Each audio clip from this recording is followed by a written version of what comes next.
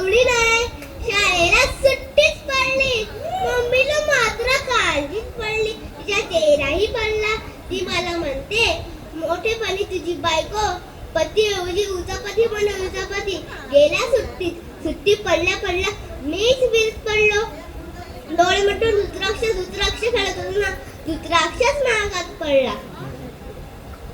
पप्पाने लगेच धाव मारली, नाहीतर मीच द्यायला असतो. लिहून ठेवला तो दिवस डायरी मध्ये.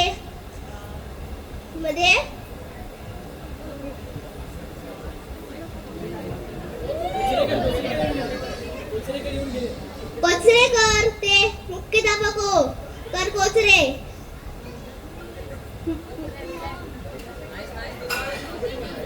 आरामात खूप उंच आणि बारीक म्हणून कर कोचरे. कोचावर बसले, म्हणाले, जप्पा पोराच्या जीवाला एकच आहे ना, 3-4 रस्त्याचा विरीत ढकलून द्यायचे का? वा सर्वा. टोपणी बाई पेनून गेल्या, म्हणाल्या, टप्पा बाळगावा बरोबर. टप्पा बांधला की डुबाला नाही होत.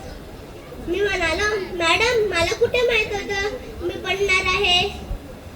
10वी नापास झाल्यावर डब्बा बाटल्या घेऊनच फिरणार आहे. काळजी करू नका. माणूसची बाईंचीच काळजी असते. सारखे कविता करत असतात. एकाचं डोकं दुखतं, एकाचं डोकं फिरतं. त्याच तेच. त्यांची म्हैस कविता ऐकली का? वाचली का? वाचली असेल तर वाचलात.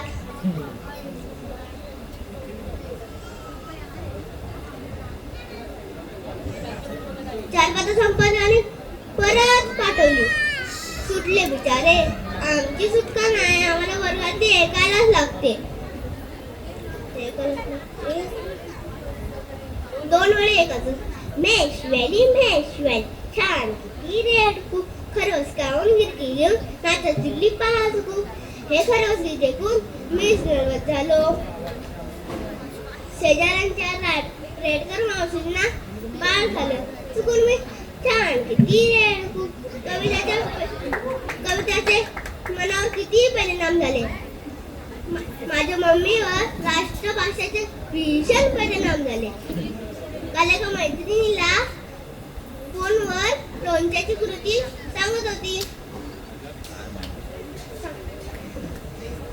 ऐशा करो त्यांच्याला कैरी बारीक बारीक कापो वेलीवर हा. बाद में तैयार मीट मसाले को डुबा के ऊपर तेल रखने का. लाल वाला अच्छा लगता है ना. मेरे पति सारखे बोलते और दो. आता बोला माझ्या मम्मीचे पती कुछ और दो. लोणचं देऊ नका. मी नुसतं खीरच खात असतो. माझी हिंदी मस्त आहे. आजीचा खोकला पण बरा झाला. मी लगेच म्हणालो, नानी आप अच्छी कैसी हो गई. नानी म्हणाली, यात पण वाटपणा करत राहा. काल क्रिकेट खेळताना शेजाऱ्यांच्या आजोबांचे ब्लॉक्सच्या 3 काचा फोडल्या. अजून एक घास शोधावं. एकाचेच किती काचा फोडावं. एकूण सगळी सुट्टी धमाल करण्यात जाणार आहे. मस्ती आमचा मुळीच हक्क आहे. आम्ही कधीच समजलो नाही. पटला का दोस्तांनो त्या टाळी.